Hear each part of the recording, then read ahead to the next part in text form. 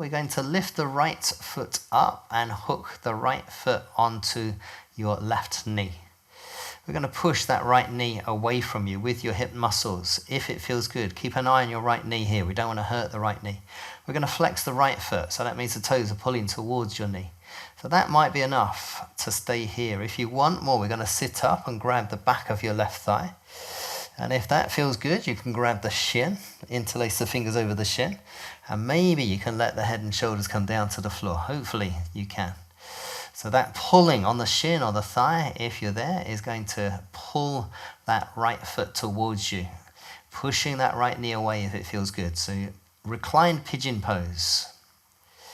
A lot less weight on your knee and your hip here, so much safer for your joints, but we're still making sure there is no pain. Don't hurt any joints in yoga.